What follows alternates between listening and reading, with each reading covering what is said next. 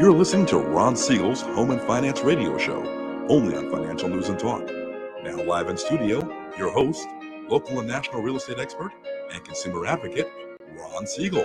And hello again. Welcome to Ron Siegel Radio. This is the show with no real boundaries as we discuss current events, financial markets, politics, sports, even poking fun at the rest of the media. This is the show that connects the dots of confusion delivered by conflicting media reports. We connect the dots so you know the actions you can take, how your family, your business can benefit from current events. Most of all, thank you for joining me. Within every market, there are solutions as well as tremendous opportunities. You just need some trusted guidance. That is my message, and I will be delivering it every day. We have a very focused show. We only chat about items that affect the roof over your head, your bank account, and anything I feel would benefit you. And let me remind you, if you ever have any home or finance-related questions, I am the consumer advocate looking out for you. And you can reach out to me directly, 800-306-1990, 800-306-1990, or ronsiegelradio.com. Just remember, that's the number you call anytime for assistance. When you call that number, it comes directly to me first. There are operators standing by. Quiet, numbskulls, I'm broadcasting. While I do have a great team when it comes to developing a financing plan or plan to save you money, I personally work with you. Even if you don't have any needs today, save this number in your phone for future reference, 800-306-1990, 800-306-1990. And yes, of course, we are celebrating today. Whoa. Josh, I think we might have missed one here on our celebrations today. I'm just looking at this list here, and yeah, I can't get my board to work, so that's a whole different story. Okay, that one worked right there. Okay, in any event, today is Be Bald and Be Free Day. Oh, I guess there's a reason that you didn't put that one on there, right? I mean, I'm just throw that out there for you. Be bald and be, well, yeah, I guess I'm not fully bald. I got George and Charlie over here, but got a couple of hairs left. Okay, today is National Dessert Day. Now, that's one that I can really get behind. National Dessert Day. Okay. Real Sugar Day. If you're in the banking world, I guess in the banking world, you get all these different holidays. And I guess some of the banks are getting tired of all the holidays too. I think I saw that one of the banks is not even closed today.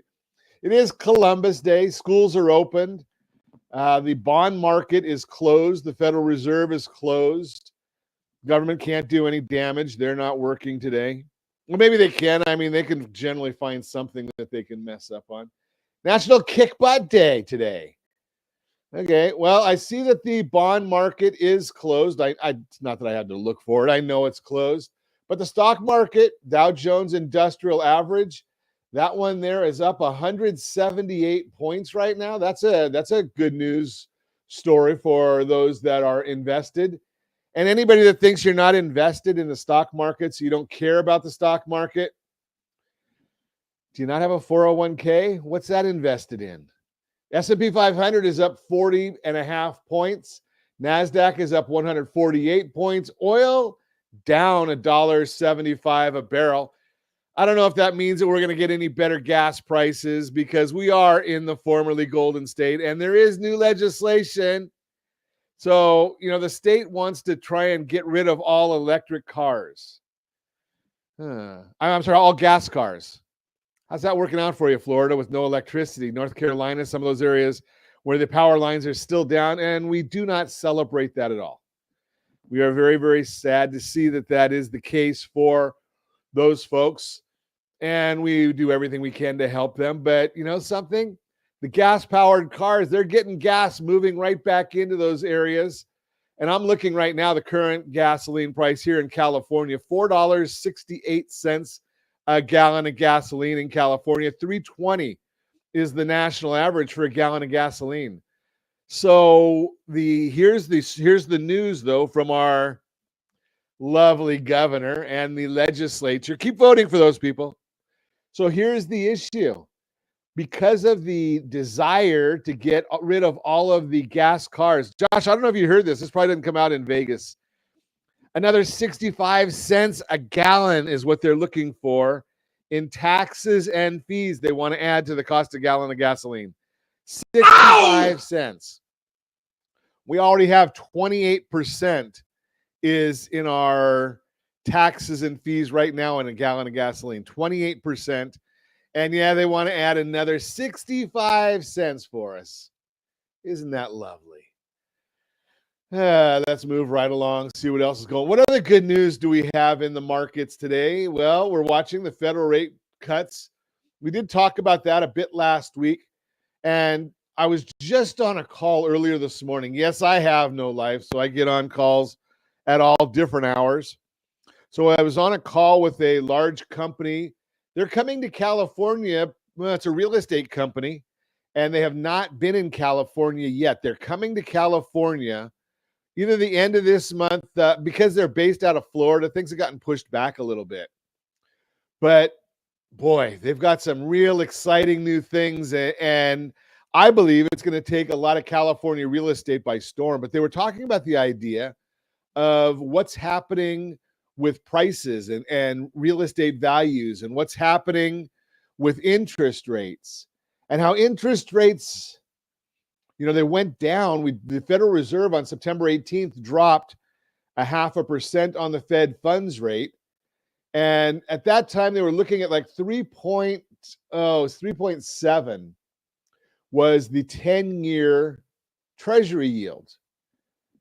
And on this call this morning, they were talking about the idea that, well, interest rates have gone up since then, as if that is a surprise to anybody. If you are a listener of Ron Siegel Radio, surprise. No, you're not surprised by that, because historically, right after the first rate cut, interest rates go up. They actually tend to go up by about 37 basis points. I'm looking at the numbers. Let's see. In 1984, they went up. The 10-year Treasury right after the first cut went up 31 basis points. In 1987, 37 basis points. 1989, 37 basis points. 1995, 41. 2001, 40. 2007, 22. 2019 was the only time they went down 18 basis points. 2020, they went up 16. And in 2024, they're up 36 basis points. So the average percent after the first cut is 37%. Okay, then what do? Well, they go down. Over time, they are going to go down. They just don't go down right away. So don't get too excited. Now, if you're thinking about getting a new home loan, well, number one, it's probably premature. Why do I say it's premature? And I lead a lending team. So why would I say it's premature? Because I know history. Anybody that's out there telling you jump into this market right now because of what's going on with the interest rates, well, you might want to wait just a little bit. That's why we consistently tell you, have a strategy. Now, if your strategy is to get out of debt and do a debt consolidation loan, well, I've been telling you that for 6 months that you should have been doing that. So rsrnodebt.com, rsrnodebt.com. We've been talking about that. You can go to RSR two-step, rsrlinks.com/two-step, rsrlinks.com/two-step. Why do I keep talking about this? Why is it over and over again? Because we try to help you build wealth through debt management. That's our mantra at Ron Siegel Radio, helping you build wealth through debt management. If you've got a loan and you've got credit card debt, which I know you do, or at least 80% do, right? The vast majority of American credit card debt is at an all-time high right now. So you keep watching these things and you say, okay, well, why is that the case? Why do you have so much equity in your property? And you could even go out and right now get a 6, 7, 8% loan. I don't know what you qualify for, but you can get a loan in there, buy down the rate if you have to. I don't think that's a good idea right now, but figure out what the numbers are. Figure out, if you go and do that two-step, what is your blended household interest rate? More important, how many dollars does it take to pay off your debt, your service your debt every month? How many dollars? When you understand those numbers, then you start saying, okay, all I care about right now is the cash flow. Because more often than not, people, if you roll your car payments, your student loan payments, public ones, not your private ones, not your public ones, roll those private student loan payments. You roll in your credit card debt, unsecured debt, roll that all into your mortgage where you've got equity. And it really doesn't matter what the interest rate is right now because your payments will drop. And you're going to put more of that money, that savings, toward the principal. So the principal will drop. And then 6 or 12 months from now, if history repeats itself and interest rates are lower, we just redo the loan again. RSR2step.com. RSR2step.com. That is our method, or one of our methods that we use at Ron Siegel Radio to help you build wealth through strategic debt management. You're listening to Ron Siegel Radio, discussing your real estate current events and the financial markets. When we come back, why a condo could be your perfect first home. Helicopter money. How financial helicopter parenting hinders your child's financial independence. Smart gifting strategies. We're getting into tax season right now. How to build wealth and avoid tax pitfalls. All that and more. Reach me anytime. Off-air number 800-306-1990. 800-306-1990 or RonSiegelRadio.com. Facebook.com/Ron Siegel Radio. And if you miss any part of our broadcast, Ron Siegel 1 on YouTube. Ron Siegel, the numeral 1 on YouTube. Stay tuned. We'll be back in just a few. Ron Siegel Radio. Your home and mortgage connection. As the economy slows, do you know anyone worried about job loss? At Siegel Lending Team, we offer the Home Select Loan. Think of it as a financial superhero cape for homeowners with good income and credit. It not only saves your home, but also throws a life ring to your credit score. Because who needs stress when you can have peace of mind? Let's secure your future with a smile. Visit rsrhomeselect.com. rsrhomeselect.com. NMLS 217037. You're listening to Ron Siegel's Home and Finance Show with local and national expert Ron Siegel. Now, here's Ron. Welcome back to Ron Siegel Radio. Within every market, there are solutions as well as tremendous opportunities. You just need some trusted guidance. That is my message, and I will be delivering it every day on Ron Siegel Radio or anytime at 800-306-1990, 800-306-1990. The Mortgage Minute today being brought to you by our friends at Geneva Financial. When you're ready for that next home loan, Geneva's got the programs and the products. You just need to make the call, 800-306-1990, 800-306-1990.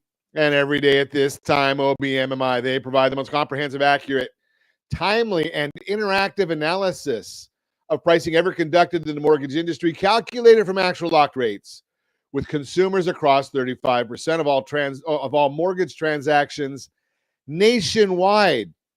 They don't tell us points paid, points received, or the APR. They give us the number that goes into your mortgage calculator to figure out that principal and interest payment. Well, let's take a look. What did the rates lock at on Friday? That's the latest data that we have. Friday's rate locks, well, let's take a look. 30-year conforming, 6.417. That is the 30-year conforming. The 30-year jumbo. Why is my screen going so slow here? Do we have those, Josh? Okay.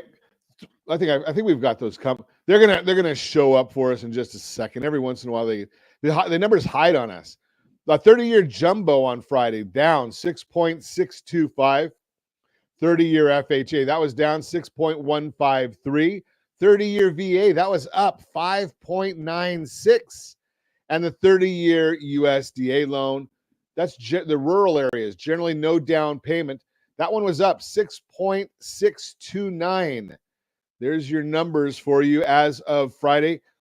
Scoreboard, 3 up and 2 down. It's kind of like the Dodgers. Oh, I digress, although I'm not a Dodger fan. Okay, let's see. And if you want our commentary every morning, as early as the data allows. Now, markets have to be open, so we don't always put it out if the bond market is not opened, just because we're looking to share great information with you, and we're talking about the bond market. So we may have a little bit of a report later today, but let's take a look and see what those numbers are. Oh, I'm sorry. I forgot to put the tout in there. rsrlinks.com/market minute. rsrlinks.com/market minute. That's if you want to get that report, get on our mailing list. It is free to you, but again, we put that out each weekday morning. Let's take a look and see. China expected to announce another round of stimulus measures to continue to put a floor under their stock and housing markets, which could pressure our bond market here. Last time they had an announcement, it helped the stock market and hurt bonds, as it was thought that it could cause China to consume more and drive up commodity prices. We'll have to keep an eye out this and see how the bonds react. We may start to see some diminishing effects. We did get on Friday the producer price index report, which measures wholesale prices or producer inflation. And that was unchanged in September, which was lower than the 0.1% expected.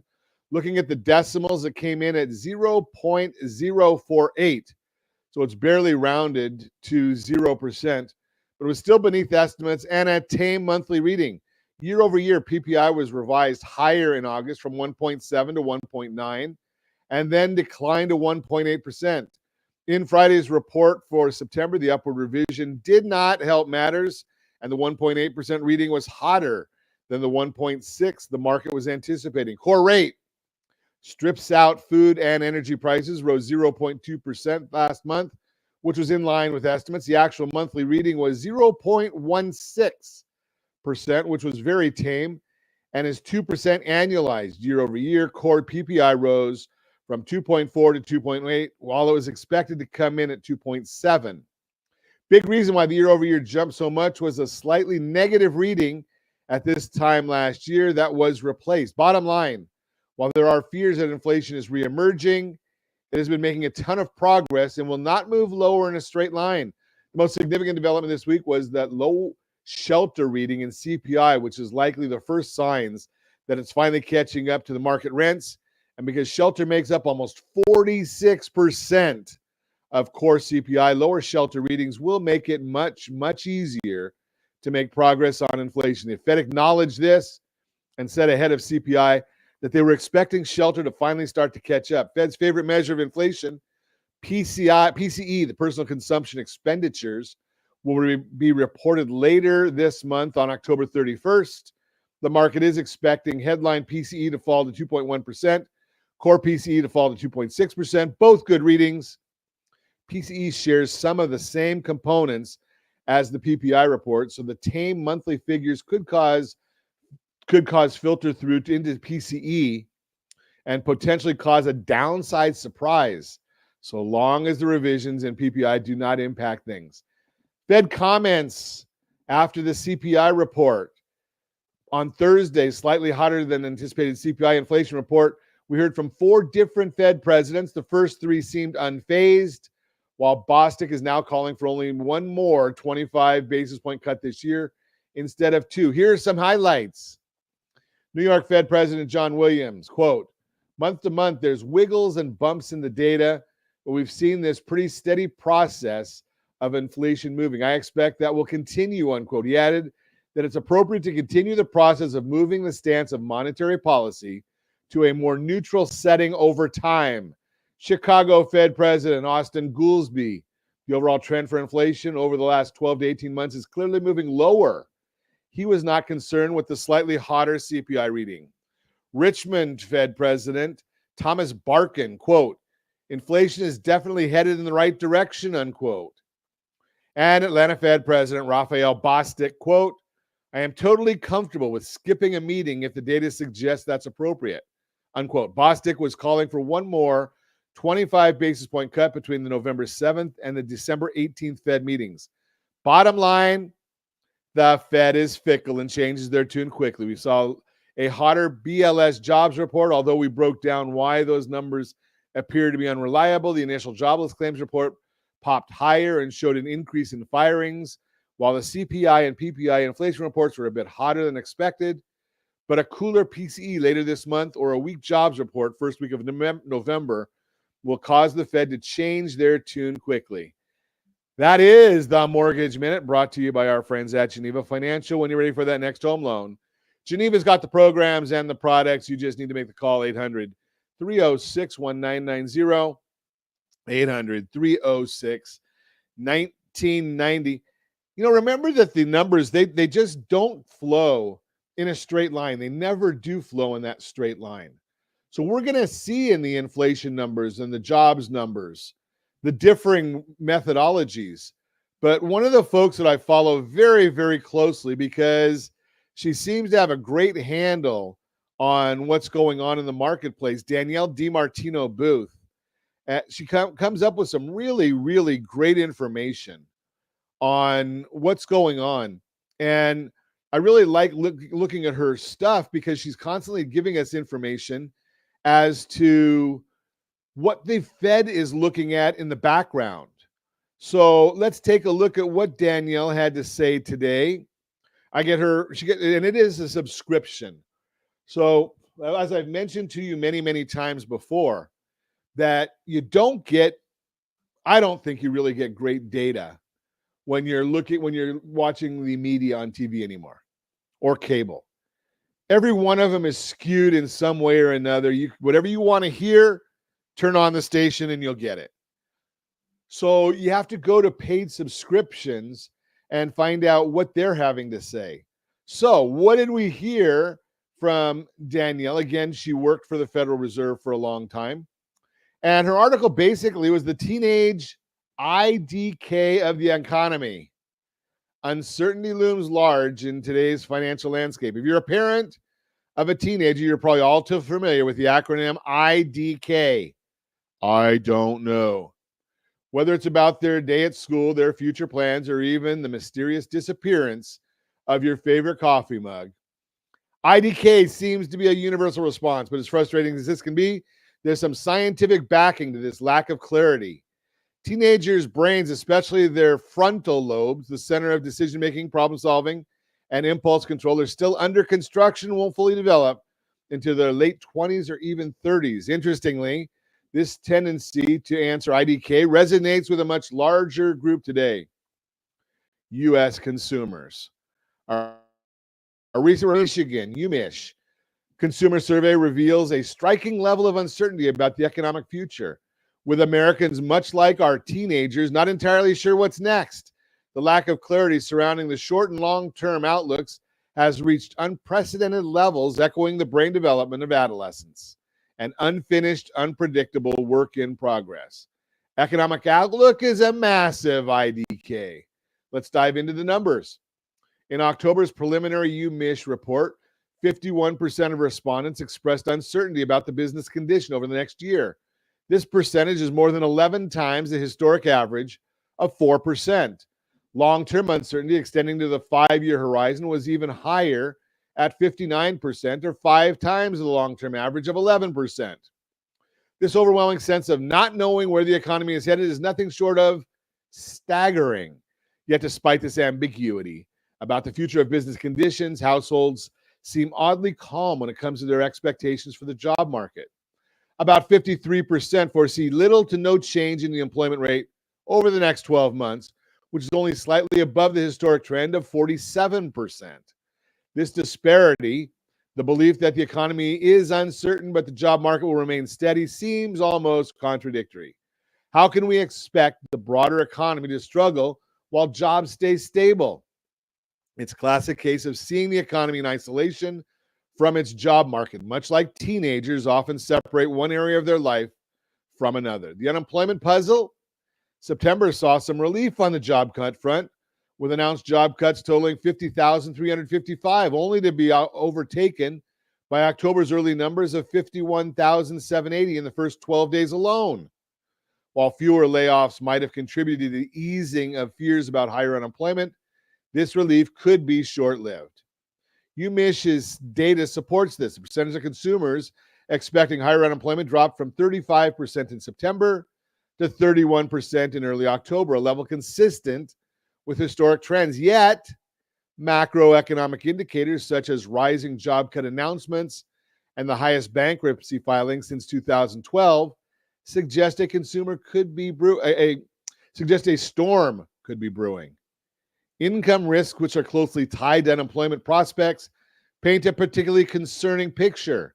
When more people are leaving their jobs voluntarily, good unemployment, rather than being laid off, bad unemployment, income prospects tend to improve, but recent trends indicate a shift toward more job losses, signaling that income risks are on the rise, which could eventually feed into higher unemployment down the line.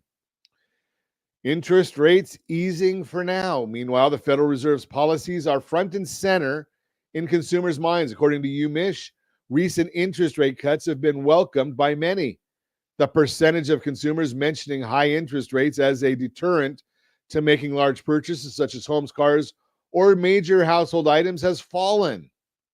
But before we pop the champagne, it's worth noting that improvement is modest, and most consumers still believe that interest rates are too high to make home buying conditions significantly better.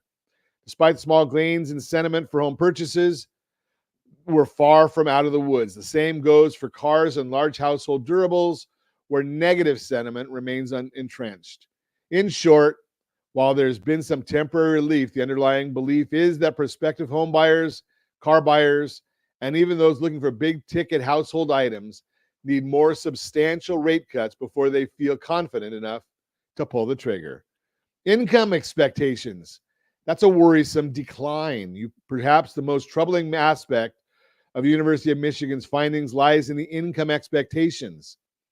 In October, a key metric tracking consumers' views of their current financial situation in relation to their income turned negative for the first time in this cycle.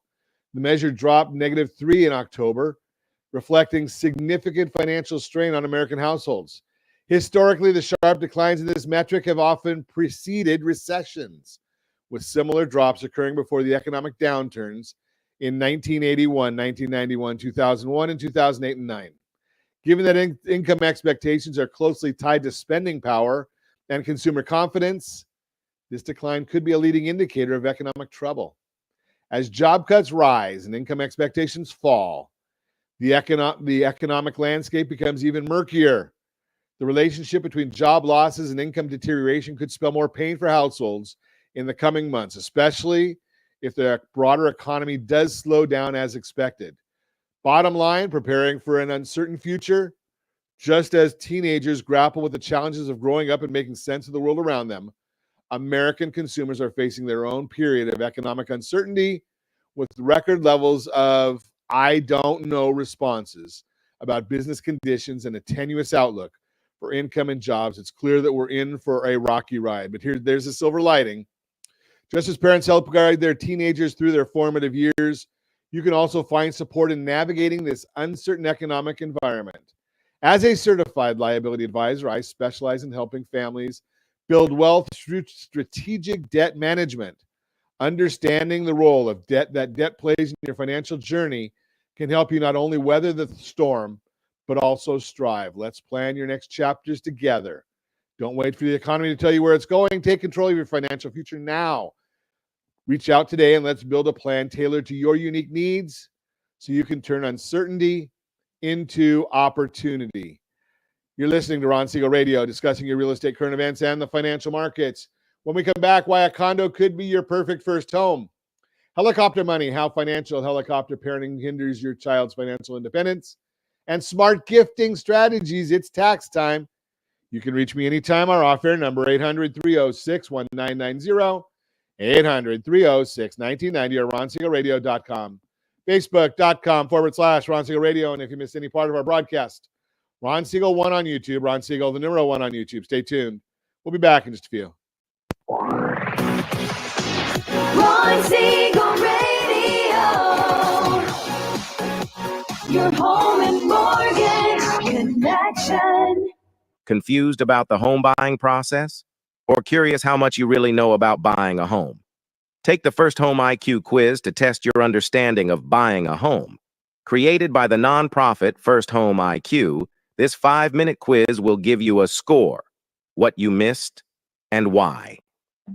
Take the quiz in 5 minutes at rsrlinks.com/FHIQ and find out what you need to know about buying your first home. That's rsrlinks.com/FHIQ. You're listening to Ron Siegel's Home and Finance Show with local and national expert Ron Siegel. Now, here's Ron. Welcome back to Ron Siegel Radio. Within every market, there are solutions as well as tremendous opportunities.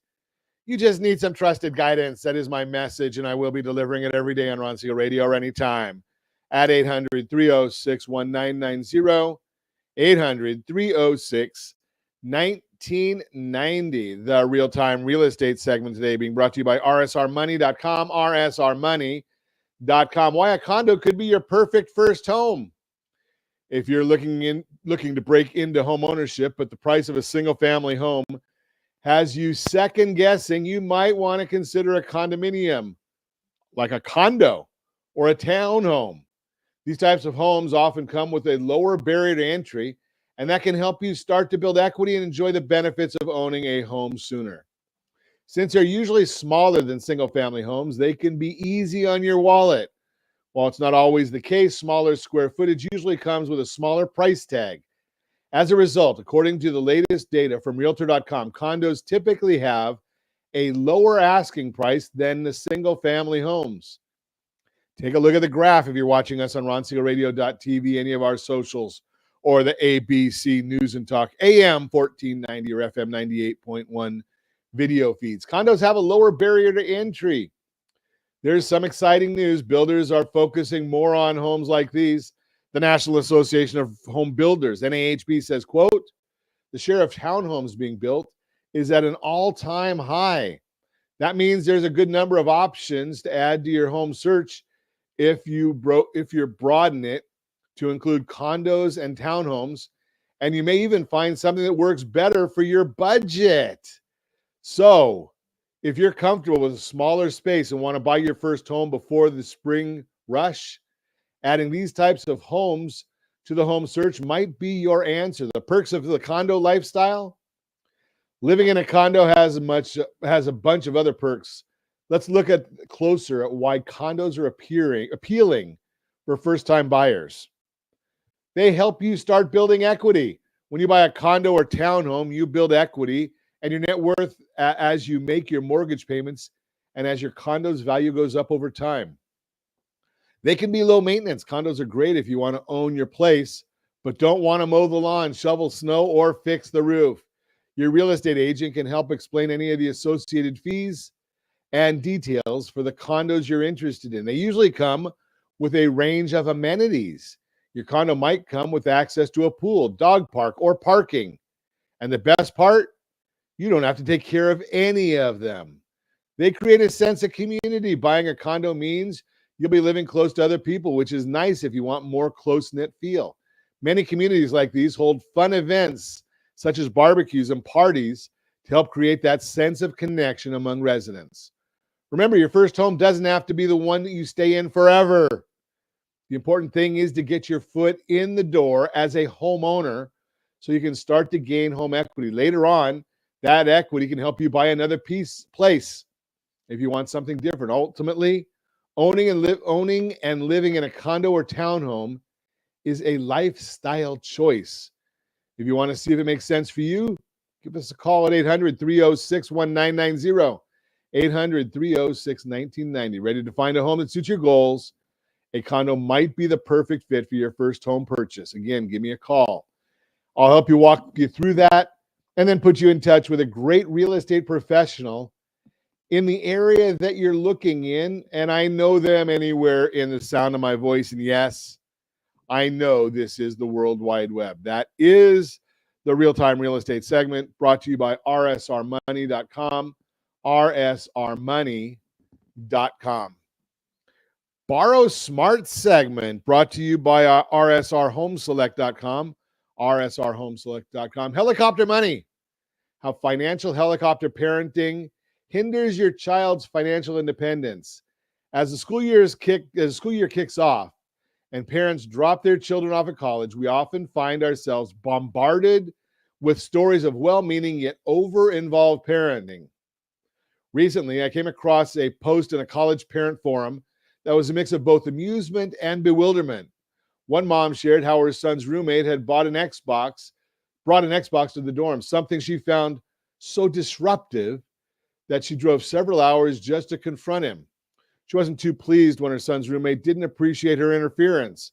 Another mom admitted she calls her daughter daily just to make sure she's waking up on time for class. These stories aren't one-offs. The comments range from utter disbelief, what is wrong with these people, to complete acceptance. Yes, this is just how parenting is done now. Let's be honest. A little judgment is inevitable when you hear stories like these, but behind the judgment lies a very real issue. Helicopter parenting. Extensive research shows that over-controlling parenting, especially during adolescence, does more harm than good. As children grow, they need autonomy to build confidence, develop problem-solving skills, and learn how to deal with life's inevitable challenges. That autonomy, or lack of it, becomes crucial to their emotional well-being and financial success as they transition into adulthood. Helicopter parenting and money, setting the wrong financial expectations. Overparenting doesn't just show up in everyday life. It often extends to finances as well. We all want to protect our kids from discomfort, but solving all their financial problems can form a helicopter parenting that's just as damaging. By constantly bailing them out of tough financial situations, you're preventing them from learning important lessons about money. Just like learning to navigate difficult social situations, children also need to develop a healthy relationship with money, understanding how to save, budget, and deal with scarcity. Dr. Becky Kennedy, a renowned parenting expert, recently touched on this topic during an interview with Sam Parr on the MoneyWise podcast. She emphasized that if your approach to parenting, especially financially, is driven by the desire to make your child happy at all the time, you're doing more harm than good. This approach may teach your child to become incapable of handling frustration or discomfort, a trait that will follow them into childhood. Expecting children to constantly feel happy is a burden that can lead to anxiety. If they don't experience financial boundaries, they might fear money altogether. I'm not just good with financial stuff, or develop an unhealthy obsession with it. Like, I don't need to be rich and have all the latest luxuries. By constantly stepping in, you deny them the opportunity to learn key life skills that are necessary for financial success in adulthood, including budgeting, prioritizing, and managing debt. Scarcity, the greatest teacher in financial management. Neil Godfrey, author of The Money Doesn't Grow on Trees, shared an important principle in her 1994 bestseller, Scarcity is a Great Teacher. In simpler terms, constantly fulfilling every financial desire of your child, whether it's designer clothes or the latest tech gadgets on front row concert tickets, takes away critical learning opportunities. Teaching children the value of saving for what they want fosters resourcefulness and builds emotional resilience. Financial helicopter parenting, like giving a child unrestricted access to your credit card, especially when it's conveniently stored in their phone's digital wallet, reinforces a dangerous assumption. Money is always readily available. This mindset can lead to poor financial decision-making as they grow older, including accruing unnecessary debt or feeling the need to keep up with the Joneses. Setting financial boundaries is a path to building wealth, much like the broader boundaries we set for our children to ensure they grow up as responsible individuals. Financial boundaries are essential for fostering independence without boundaries. You risk going both crazy and broke, but more importantly, you miss the chance to teach your child valuable lessons in managing their own finances. Here are a few strategies that they have been implemented with kids to build financial autonomy. Budgeting skills. Wow, does that sound like First Home IQ? rsrlinks.com/myfhiq. rsrlinks.com/fhiq. I think I gave that out wrong, didn't I, Josh? rsrlinks.com/fhiq is the link to get that. Budgeting skills. We transitioned from a weekly allowance to a monthly one, which allows their son or daughter to understand how to manage a budget over a longer period, and planning to introduce budgeting apps as he or she grows older so they can track their spending and learn financial discipline, clear spending rules. While the children don't have access to credit cards through the digital wallet, we have strict guidelines about when it can be used. They're there for emergencies, earning extra money, extra in-app purchases for games, not without a catch, digital banking, open financial conversations, all there. Supporting financial growth without becoming a crutch. As parents, we all dread the day our children leave home. And I was no exception. The thought of my sons in college dorm or facing financial challenges on their own gives us pause, yet I know it's a necessary part of growing up. They need the experience, both the highs and the lows, from eating cheap ramen noodles to navigating the discomfort of a low bank balance. There's nothing wrong with offering support. After all, as parents, we're meant to guide and encourage our kids. However, we need to avoid becoming the crutch they lean on for every financial issue. Bottom line, let's set up a plan for them. As a certified liability advisor, we like to help families build wealth through strategic debt management.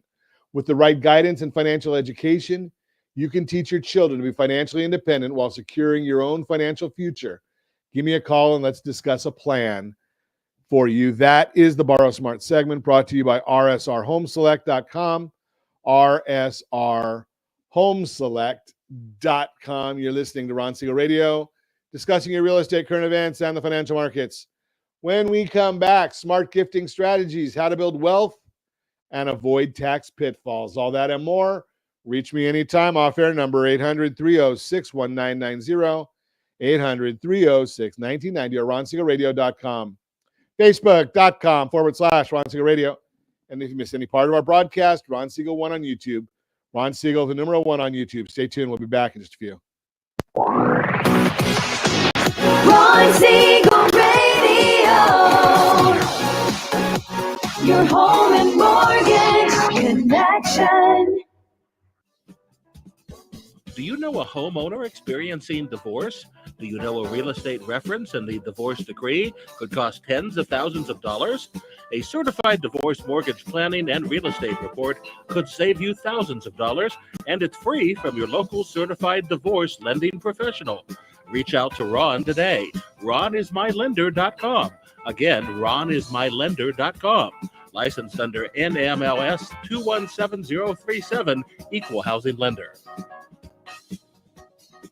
You're listening to Ron Siegel's Home and Finance Show with local and national expert Ron Siegel. Now, here's Ron. Welcome back to Ron Siegel Radio. Within every market, there are solutions as well as tremendous opportunities. You just need some trusted guidance. That is my message, and I will be delivering it every day on Ron Siegel Radio, or anytime at 800-306-1990, 800-306-1990. Borrow Smart segment brought to you by rsrhomeselect.com, rsrhomeselect.com. Smart gifting strategies, how to build wealth and avoid tax pitfalls. On Ron Siegel Radio, we help you navigate the complexities of home ownership, financing, retirement planning, and most importantly, building a secure financial future for you and your family. Today, we're diving into a topic that's commonly misunderstood, yet vital for those looking to pass on wealth while avoiding unnecessary tax complications. The gift tax. And I will throw the caveat in there. I am not a tax consultant. I'm not a CPA or an enrolled agent. I'm going to give you the information as I know it.